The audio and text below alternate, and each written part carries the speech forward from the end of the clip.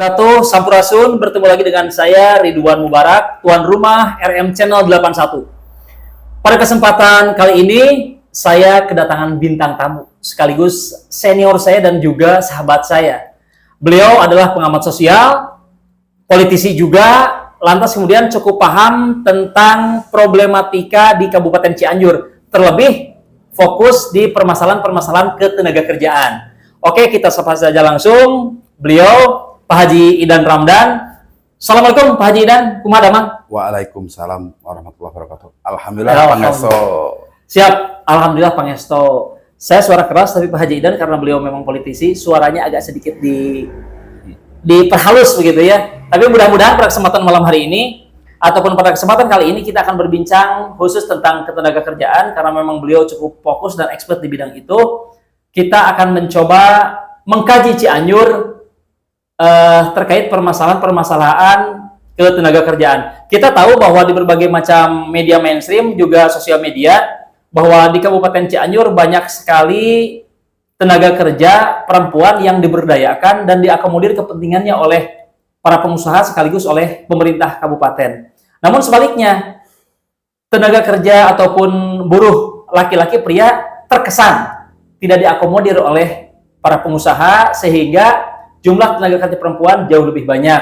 Nah, apakah ini akan berefek seperti apa dari kajian sosiologis, dari kajian teologis, bahkan dari kajian-kajian sosial, ini akan berimplikasi seperti apa? Sepertinya Pak Idan ataupun Pak Haji Idan, saya memanggilnya Kang Haji Idan sebetulnya. Pada kesempatan kali ini akan membahas tentang itu. Kang Haji, berbicara tentang Cianjur kan berbicara tentang 2,4-2,6 juta penduduk ataupun populasi Kabupaten Cianjur. Nah, dari sekian banyak populasi itu tentunya banyak angka usia produktif bekerja yang hari ini memang sudah dipekerjakan, sudah dikaryakan oleh perusahaan-perusahaan ataupun instansi pemerintah. Namun ada kesan bahwa perempuan jauh lebih diberikan ruang untuk bekerja ketimbang laki-laki. Karena kita melihat di perusahaan-perusahaan yang hari ini ada di Kabupaten Cianjur, entah itu PT Puyen dan lain sebagainya, itu banyak sekali perempuan-perempuan yang dikaryakan, sedangkan yang laki-laki itu terkesan tidak dikaryakan ataupun tidak diakomodir kepentingan untuk berkarya, untuk bekerja di ruang-ruang itu. Numutkeun Pak Haji Idan, sapertos kumaha jeung kedah kumaha. Mangga Kang Haji. Ya, baik, terima kasih Pak Ridwan yang saya banggakan. Mohon dibuka dulu berkaitan dengan siapa saya. Jadi kiranya belum tepat dikatakan saya sebagai seorang yang memahami di bidang ketenagakerjaan ataupun sebagai pengamat sosial. Minimal ya gambaran lah untuk lingkungan Cianjur. Iya. Namun demikian tetap saya juga adalah orang yang ingin bahkan peduli terhadap lingkungan Cianjur yang saat ini dulu mungkin dimulai dari tahun 2011 pembukaan untuk Cianjur menjadi kawasan industri. Masih simpang siur, belum ditetapkan mungkin karena kebijakan yang belum nyampe pada tempat yang paling tepat. Karena kan kemampuan SDM yang dimiliki oleh pemerintah daerah, terutama yang membidanginya, belum mengenali sejauh mana untuk menggali potensi baik pemodal domestik atau pemodal asing yang mau berinvestasi di Kabupaten Cianjur ini. Sehingga tatkala ada investor yang berbondong-bondong ke Cianjur, selalu menemukan masalah-masalah tentunya dengan kesulitan komunikasi bagaimana proses untuk mendapatkan izin dari nol sampai dengan produksi, mungkin barangkali seperti itu. Yang saya ketahui bahwa Ridwan di Cianjur ini ada beberapa pabrik yang memang tadi dikatakan, kenapa perempuan yang banyak diakomodir sementara perempuan atau laki-lakinya tidak ada akomodir. Prinsip kerjanya di setiap pabrik yang bersifat operator, karena memang yang dibutuhkan adalah tenaga ahli yang memiliki skill. Iya, tenaga ahli ya. Tenaga ahli di bidang yang dibutuhkan oleh industri itu sendiri. Tetapi bukan berarti skill perempuan itu hanya untuk didudukan sebagai operator di tempat mereka bekerja. Ternyata toh di manajemen pun perempuan itu berada. ada yang diposisikan sebagai HRD, ada yang diposisikan sebagai kepala produksi, dan yang lain menyangkut manajemen administrasinya perusahaan tersebut. Oh, perempuan itu ada yang ditempatkan di tempat-tempat itu, Pak Haji ya? Jadi tidak hanya di ranah operator, di teknis saja, tapi untuk wilayah tertib administrasi, di HRD pun ada perempuan? Oh ada. Oh. Justru gitu Kang Ridwan, bahwa posisi yang dibutuhkan oleh para pengusaha yang datang dari luar ke Cianjur itu kadang-kadang ada sedikit hambatan, karena yang dibutuhkan itu diantaranya akunting, terus HRD perempuan yang memang yang cakap dari skill, teknik jaringan komputer, ataupun memiliki kemampuan yang jauh berbeda dengan yang ada di Kabupaten Cianjur. Karena Cianjur mungkin kita pahami masuknya industri itu belum begitu maksimal, dan akhirnya kesulitan-kesulitan para investasi itu membawa staf-staf ataupun manajemen yang memang mereka berasal memiliki perusahaan. Contoh yang dari Kerawang, dari Tangerang, dari Jakarta. Sehingga masuk ke Cianjur itu bukan hanya karena sulit dari awal, tapi ketika sudah proses perizinan sudah selesai, untuk membuka peluang mereka yang akan diangkat adalah tenaga kerja dari Cianjur, terutama yang memang sudah memiliki kemampuan dasar di bidang industri, kadang-kadang terhambat oleh yang dibutuhkannya. Kenapa? Karena memang perusahaan selalu ingin mendapatkan seorang SDM atau orang yang bekerja itu yang siap kerja. Karena mungkin dituntut waktu dan target terhadap produksi juga, mungkin barangkali seperti itu. Siap kerja, bukan siap pelatihan, Pak Haji. Siap kerja, bukan iya, siap pelatihan. Kalau siap pelatihan itu luar konteks, mungkin manajemen untuk merekrut para tenaga yang dibutuhkan dengan sistem mengadakan apakah itu pelatihan di internal industrinya atau bekerja sama dengan lembaga-lembaga yang memang di Cianjur ada tapi belum maksimal, seperti LPK, ada lembaga pendidikan keterampilan penjahit, ataupun yang lain yang memang perbengkelan misalkan, gitu. Karena yang diperlukan di industri itu selain depan manajemen ada juga teknik komputer jaringan atau disebut tim IT, ada teknik sipil, ada teknisi berkaitan dengan ekspor impor, administrasi ekspor impor, manajerial yang nanti kompetensinya nanti bisa dihadapkan dengan hubungan dengan bea cukai, dengan imigrasi. Yang saya akui di Cianjur memang belum begitu banyak kawasan berikat atau yang dikatakan pabrik besar ya, yang dimana komposisi di sana memiliki ada perkantoran bea cukai, kerjasama nanti dengan karyawan di bidang ekspor impornya atau disingkat eksim gitu Pak ya. Nah, kendala-kendala itu yang memang belum siap di wilayah Cianjur, terutama karena jurusan-jurusan mungkin di perguruan tinggi yang menerapkan ke industri masih kurang. Ilmu penerapan Pak Haji. Ilmu penerapan masih kurang. Nah, Pak Idan punten motong ya. Campur-campurnya bahasa Pak Idan ya. Ya siap Pak Idan. Ketika misalkan dirasa di Cianjur masih kurang terkait dengan orang-orang yang memiliki kompetensi dan kapasitas atas apa yang Pak Haji dan utarakan, itu masalah teknik komputer jaringan, masalah pemahaman terkait dengan ekspor impor dan sebagainya. Ini permasalahannya karena memang rendahnya sumber daya manusia Cianjur, karena mereka tidak punya pendidikan yang layak, atau ada faktor X lain, misalkan regulasi Pemda ataupun dinas pendidikan yang tidak membackup dan tidak berpihak kepada masyarakat Kabupaten Cianjur untuk mendapatkan soft skill ataupun life skill kaitan dengan keahlian-keahlian yang Pak Haji kemukakan tadi. Saya kira kalau pemerintah secara prosedur normatifnya negara tentu sudah ada ya, memberikan pendidikan di mana saja pendidikan vokasional gitu lah ya, kejuruan. Ya, vokasional kejuruan yang mungkin seperti itu. Tetapi ketika ngelihat pas begitu saya memiliki pengalaman ada investor bertanya dari 0 sampai itu terhambat, sehingga tetap dia membawa tenaga-tenaga profesional berangkat dari awal dia membuka, kalau katakanlah pusatnya di luar Cianjur dan cabang Cianjur. Nah, itu memerlukan waktu yang cukup agak lama juga untuk penyesuaian, bagaimana beroperasi itu cepat dan sehingga target bukan hanya kualitas, tapi juga kuantitas Kuantitas, juga betul. diperlukan Hmm. untuk kaitan dengan manajemen manajerial di industri yang memang di bawah di lingkungan kawasan berikat.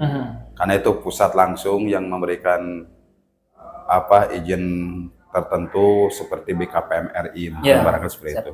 Nah, lantas Pak Haji Idan, kalau berbicara Cianjur kan dikenal sebagai kabupaten dengan kawasan pertanian lah begitu ya.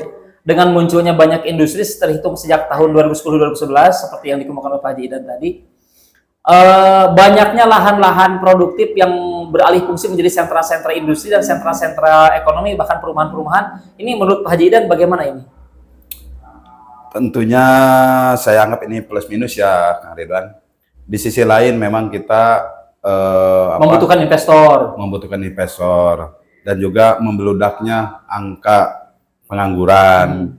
Keluar sekolah yang waktu diterapkan sejak tahun 2007 kalau nggak salah, SMK dikembangkan di Cianjur, terus nasional mungkin ya barangkali.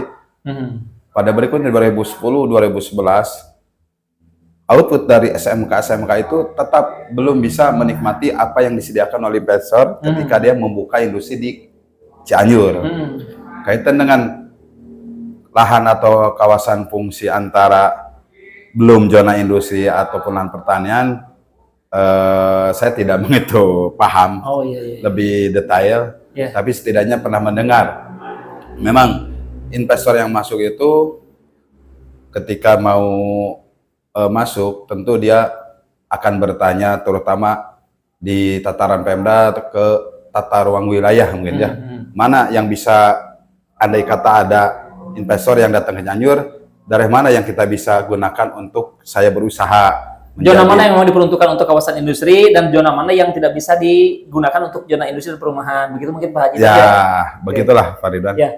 Yang saya ketahui seperti itu. Contoh, kalau memang sudah terbuka sekarang dengan regulasi yang sekarang bahwa zona industri terbagi, kalau saya nggak salah dengar, 1 Gekprong ya, kecamatan yang paling selatan barat, itu sudah menjadi kawasan industri. Dengan ada contohnya, ada pabrik besar di sana Pak Ridwan, ada garmen, ada pabrik aqua. Oh, di kecamatan Gekprong itu ya? Kecamatan Gekprong. Berikutnya menyusul mungkin yang saya ketahui juga sedikit, yaitu turun ke bawah Pak Ridwan, yaitu Kecamatan Karangtengah, Mande, Sukaluyu, Ciranjang, dan Cikalong.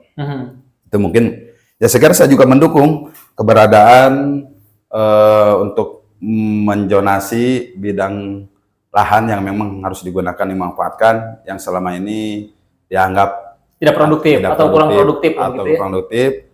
Karena mungkin tanah tersebut lahan-lahan ex-HGU, yang itulah yang segera bisa digunakan untuk pengembangan, di mana pasnya zona industri di sana. Tapi juga kita harus memikirkan bagaimana ketika industri itu sudah terwujud, dengan segala sesuatunya maksimal menjalankan kelengkapan normatifnya, ternyata SDM juga sulit, Pak. Dan juga berikutnya bukan hanya SDM yang sulit, kalaupun SDM bisa memenuhi kebutuhan industri sendiri, output bagaimana dia mengeluarkan jalurnya kemana hasil produksi ini. Karena sementara kita juga jauh dari jalur-jalur alternatif yang bisa cepat untuk bagaimana mengeluarkan hasil produksi dari industri tersebut kurun waktu yang cepat. Contoh, kalau ke Bogor lewat mana, kalau ke Bandung lewat mana. Ada penengahan mungkin barangkali seperti contoh yang sudah ada di kawasan Sukaluyu itu, ada Puyen, ada Aurora, ada juga Cikalong Notos. Itu memang kalau memang itu tidak terkendala, mereka itu bisa membawa hasil produksi itu melalui jalur alternatif Jonggol mungkin barangkali. Nah itu juga saya kurang memahami ya. Yang saya ketahui bahwa hasil dalam produktivitas dari industri garmen sendiri, apakah itu ekspor atau memang untuk dipasarkan di dalam negeri, hanya memang yang saya sekarang bahas itu adalah pemikiran kita bagaimana masyarakat Cianjur yang terutama yang belum beruntung bisa menikmati adanya industri. Mereka bisa diangkat jadi karyawan tentunya dengan skill-skillnya mereka. Yang selama ini saya amati di setiap pabrik yang bersifat garmen ataupun industri tekstil itu rata-rata perempuan, Pak Ridwan.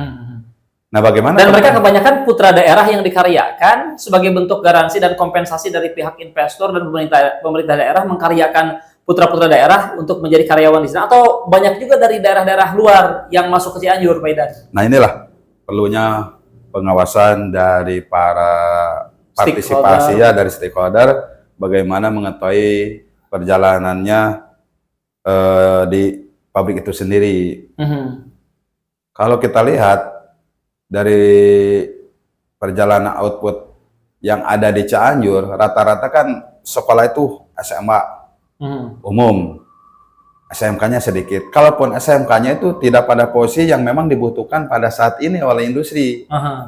Sekalipun memang dibutuhkan perempuan. Perempuan itu tidak lantas keluar sekolah SMK itu memiliki keahlian di bidang menjahit, katakan seperti itu. Tapi mereka rata-rata ada kemampuan yang memang jalurnya berbeda. Kayak Cianjur itu ada SMK perhotelan, SMK perawatan. Bukan berarti itu mereka tidak bisa masuk, hanya saja yang dibutuhkan oleh investor itu adalah orang yang memang siap bekerja, sudah siap bekerja menjalankan apa yang nanti babak langsung masuk di tempatnya dia kerja gitu, Pak. Ya terutama operator, kalau bahasa di pabrik itu. Operator, ada operator sewing, ada operator helper, ada operator packing, mungkin juga ada operator yang lain yang. Dan itu rata-rata dikerjakan oleh para lulusan SMK dan SMA, Pak Haji, dan ya. Untuk yang lulusan SMP diakomodir juga untuk bisa masuk ke ranah itu. Alhamdulillah, karena memang yang saya tadi SDM itu tidak terlalu menutup untuk mereka yang lulusan di bawah standar kayak SMP.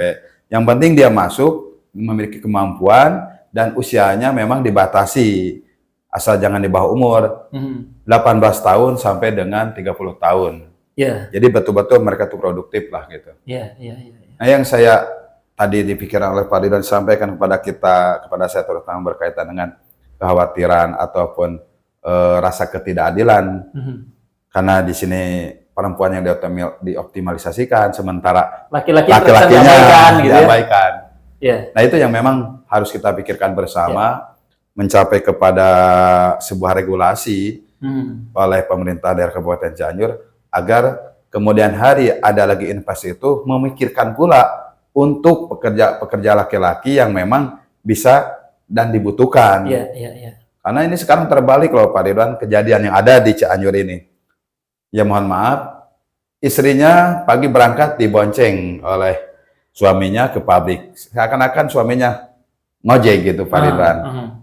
Nah sepulangnya juga begitu pula dijemput. Nah, sementara laki-lakinya itu hanya sebagai antar jemput. Padahal kalau memang digunakan ataupun dikerjakan, saya pikir mereka juga bisa mengikuti apa yang menjadi kehendak perusahaan. Perlu ada regulasi yang tegas begitu ya? Perlu ada dari para pengguna kebijakan. Nah, yang saya tahu hari ini ternyata hal-hal itu memang sudah dibahas. Bukan dibahas, tadi saya mendengar sudah ada pembahasan dari para industri dengan pemerintah. Tapi tetap sampai saat ini ada kesulitan. Kecuali memang non industri tekstil ya, yang ada kaitan dengan menjahit, mungkin di sana laki-laki. Tapi kan laki-laki di sana pun terbatas Pak, sekalipun tidak ada perempuannya. Karena kebutuhan produksi itu, apalagi sekarang mau mendekati kepada era kemajuan teknologi dengan ada mesin, sehingga tenaga kerja laki-laki itu juga terbatas pula kan gitu. Begini Pak Jidan, ada satu kekhawatiran kalaupun kita berbicara tentang dunia industri, ada relasi patron klien antara buruh dengan majikan. Nah, lantas dalam kajian sosiologis, ketika adanya peralihan pola asuh dari seorang ibu kepada seorang bapak, ataupun dari ibunya kepada dari istrinya kepada suaminya, maka akan muncul karakter-karakter pribadi-pribadi di 5-10 tahun yang akan datang.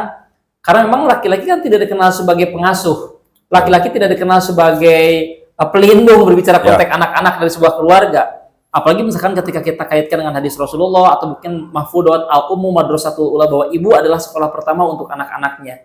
Ketika hari ini anak-anak diasuh oleh bapaknya, dan kita tahu bapak adalah laki-laki pastinya, karakter laki-laki itu kan satu, temperamental, individual, kemudian tidak apik, terkesan ceroboh begitu. Nanti 5, 10 tahun, 20 tahun yang akan datang akan muncul generasi-generasi yang temperamental, ceroboh, bahkan berorientasi kepada tindakan-tindakan kriminal. Ketika memang pola asuhnya beralih dari seorang ibu kepada seorang bapaknya, karena ibunya pagi-pagi berangkat, bekerja sampai sore, sore menjelang maghrib ataupun petang baru bisa balik lagi ke keluarga. Sedangkan bapaknya setiap waktu, setiap menit, setiap saat berinteraksi dengan anak-anaknya. Ada kekhawatiran, kalaupun berbicara konteks kajian sosiologis, dikhawatirkan 5, 10, 20 tahun yang akan datang, kondisi Cianjur tidak seperti hanya Cianjur beberapa tahun yang silam ketika seorang ibu memang fokus mengasuh anak-anaknya. Nah, ini pendapat Pak Haji Dan bagaimana?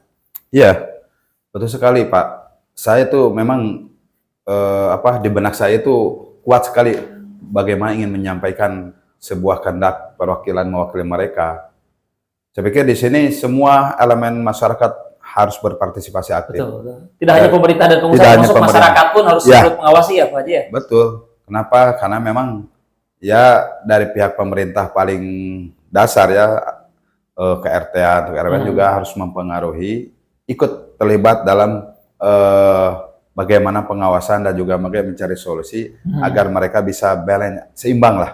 Ketika istrinya bekerja, suaminya mengantar, lantas pulang dan terus di rumah, bagaimana peran serta suami atau bapaknya sendiri menjalankan tugas, bagaimana untuk mendidik anaknya yang tadi Kang Ridwan khawatirkan di masa 10 tahun ke 20 tahun ke depan, bagaimana karakter anak tersebut.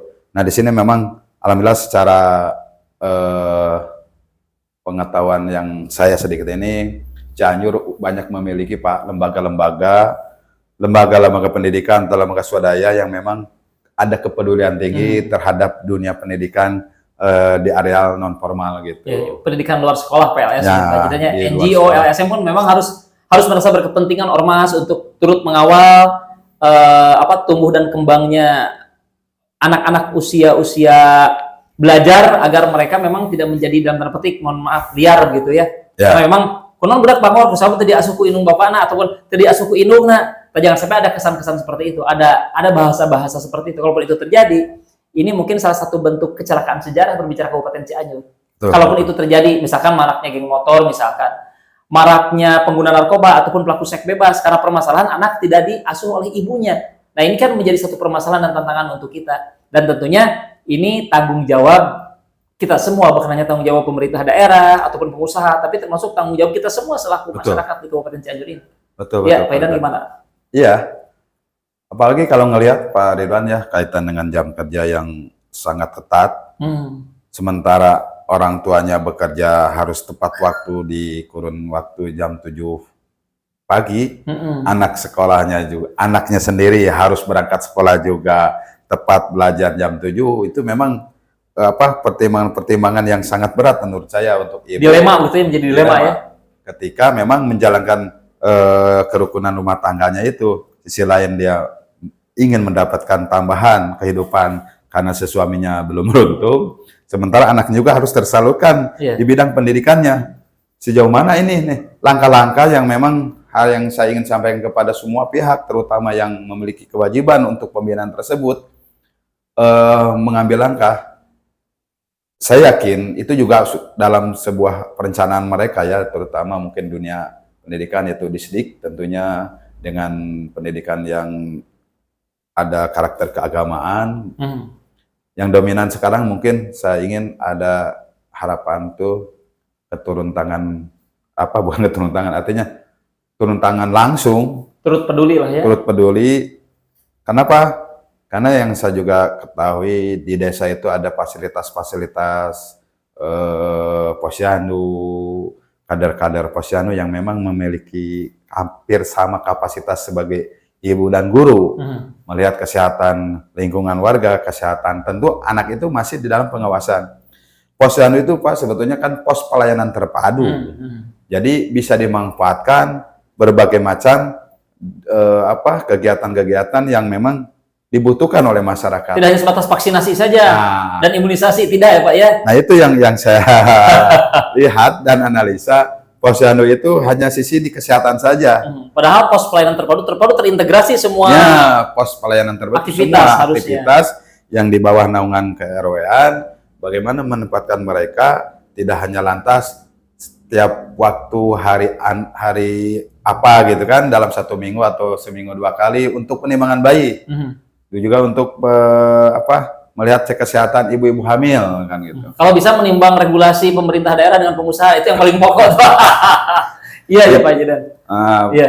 Ya Pak Jidan, karena memang waktu kita yang terbatas, harapan Pak Haji Idan berbicara konteks dunia industri di Kabupaten Cianjur yang dikenal sebagai daerah pertanian, dengan munculnya banyak industri-industri murni yang tidak ada korelasinya dengan pertanian ataupun industri-industri agroindustri ya. Ini harapan Pak Haji Idan seperti apa ketika berbicara konteks Cianjur yang memang terkesan akan digiring ke dunia industri kali ini? Pendapat Pak Haji Idan ataupun harapan Pak Haji Idan di waktu akhir ini seperti apa? Ya, saya berharap kepada pemerintahan di Kabupaten Cianjur khususnya, ketika memang ada investor yang mau memanfaatkan keindustrian di Cianjur itu harus difilter benar-benar kepentingannya apa, sejauh mana manfaat untuk lingkungan kita, tidak semata-mata pure dia mengambil keuntungan yang mengeruk sepenuhnya, tapi kan juga lihat selektif lah ya. Manfaat. Salah satu juga nih, ketika ada orang yang mau masuk mengatasnamakan investor, mau membangun industri, tapi dia tuh tidak mengindahkan normatif etika lingkungan, norma-norma itu, tidak adanya komunikasi dengan ketua RT atau RW, tiba-tiba dia membangun aja pabrik dan langsung beroperasi. Itu saya kira pengawasan yang kurang dari pihak ya terutama mungkin Dinas Ketenagakerjaan, terus dari lingkungan hidup juga terutama perizinan, karena mereka itu berdiri seyogyanya harus memenuhi dulu Pak izin normatifnya, dari mulai izin lingkungan untuk mengeluarkan nanti IMB untuk membangun dan juga berikutnya untuk izin usaha industri dan izin operasional. Karena kita secara langsung kadang-kadang tidak mengkaji Pak efek-efek kejadian-kejadian setelah itu berjalan. Salah satu contoh mungkin barangkali ada sebuah plan beton cor yang ada di jalur Jalan Raya Bandung yang saya kira apakah pemerintah itu berdasarkan mengeluarkan izin itu berdasarkan kajian-kajian atau tidak? Karena efeknya Pak untuk lingkungan itu yang berdekatan tentu ada. Satu, polusi, kedua, kebisingan beroperasi mesin, ditentukan nggak jam beroperasi dan berakhir jam berapa. Kadang-kadang terdengar sampai jam larut malam, tidak melihatkan keindahan lingkungan, bahkan itu menjadi sebuah masalah baru. Polusi udara, polusi suara, polusi tanah juga mungkin ya, cenderung itu memang. Yang saya harapkan itu pemerintah sendiri betul-betul selektif ketika kedatangan para investor, dan mereka ingin berinvestasi di kita, harus betul-betul selektif dan memang syarat-syarat untuk mewujudkan satu kawasan industri itu betul-betul dipenuhi begitu Pak Haji. Betul. Memang ngomong-ngomong di Cianjur untuk beberapa kasus ada industri-industri yang belum memenuhi itu. Saya kira kalau kita buka di sini galak Pak ya. Berarti ada ya. Nah ini yang penting pemirsa, memang ini mungkin contoh aja gini Pak. Yang pernah saya lakukan adalah bagian daripada pernah mengikuti sebuah perusahaan yang agak besar ketika mendirikan dari nol. Yang saya heran, biasanya izin itu sempurna baru izin bisa dilaksanakan. Tahapan-tahapan menuju untuk izin utamanya atau izin prinsip keluar, tahapan-tahapannya itu kan harus rekomendasi-rekomendasi yang harus keluar kan itu dari izin prinsip itu ya harusnya. Ya, tapi kenyataannya mereka itu tiba-tiba blok bisa jalan, Pak. Bisa jalan. Simsalabim disulap ya. Seperti ini Pak yang saya ketahui. Analisis dampak lalu lintas Pak. Banyak lah Pak ya di perusahaan kecil ataupun besar sehingga mengakibatkan kemacetan. Padahal kan itu ada kajian dulu. Baik dan buruknya terhadap lingkungan, apalagi sampai mengganggu ketertiban umum kan itu. Izin lalu lintas sendiri terbitnya dari mana Pak? Legalitas itu? Kalau untuk daerah hanya sebatas rekomendasi mungkin. Kalau di jalan raya nasional itu tentu dari Dinas Perhubungan atau Dirjen Perhubungan langsung. Dimulai dari Dinas Perhubungan Kabupaten, Kepolisian Polres mungkin, lalu ke tingkat berikutnya sehingga keluar. Yang saya ketahui ini di sini apakah memang kok macet dibiarkan kan gitu. Apa memang menghambat fasilitas umum lah ya, itu kan, ketika seperti itu. masyarakat akan beraktivitas terganggu dengan kemacetan. Jadi yang selalu sekali lagi, ketika ada investor ataupun pengusaha yang datang ke Cianjur itu betul-betul mengindahkan segala sesuatunya. Tidak banyak madorotnya gitu, Pak Ridwan. Oh, siap. Prasyarat kaitan dengan berdirinya sebuah industri ataupun kawasan industri itu harus dipenuhi lah, tertib Dipenuhi. administrasinya ya, izin prinsip dan lain sebagainya mungkin Pak Jidan. Ya, itu saja Oke, mungkin. siap. Pak Jidan, sebetulnya banyak sekali yang ingin saya tanyakan, tapi karena memang keterbatasan waktu, ini adalah part 1 ataupun bagian pertama dari bincang-bincang kita terkait dengan permasalahan-permasalahan Kabupaten Cianjur. Tentunya dikemas dengan bahasa-bahasa sederhana, bahasa lembur ya orang mah. Dan judulnya ngadu bako di channel RM Channel 8 Hiji. Iya. Sekali lagi saya ucapkan banyak terima kasih atas segala atensi dan juga ilmunya dari Pak Haji Idan ataupun informasi-informasinya. Semoga kita bisa bertemu lagi besok hari ataupun di waktu-waktu yang akan datang, tentunya dengan tema yang berbeda, namun fokus kita tetap perbaikan Cianjur di masa yang akan datang, ataupun Cianjur lebih baik di masa yang akan datang. Pak Haji, terima kasih atas Saya juga atensinya. mohon Sampai maaf ketemu lagi. apabila apa yang saya sampaikan kata-katanya tidak berkenan atau memang tidak nyambung, barangkali itu adalah sepengetahuan yang saya masih Nah, iman judulnya ngawangko ngadu bangko gitu Pak Haji Idan ya. Oke. Yang benar itu tentunya bersumber dari Allah Subhanahu wa taala, sedangkan kesalahan dari bahasa-bahasa verbal kita tentunya dari Dan tidak untuk menyinggung pihak Oh manapun betul. gitu. Ini mah ngawangko ngadu bangko. Ngawangko. Oke, terima kasih Oke, atas sama-sama, Pak kedatangan dan Juga. informasi barunya. Oke, pemirsa, itu mungkin bincang ringan kita pada kesempatan kali ini dengan Pak Idan Ramdan. Beliau tadi sudah memaparkan apa yang menjadi pemahamannya terkait dengan dunia ketenagakerjaan. Sampai bertemu lagi di RM Channel 81. Saya tuan rumah RM Channel 81 di Lombok Barat mengucapkan banyak terima kasih dan jangan lupa komentarnya di kolom yang ada di bawah ini. Oke, terima kasih. Assalamualaikum warahmatullahi wabarakatuh.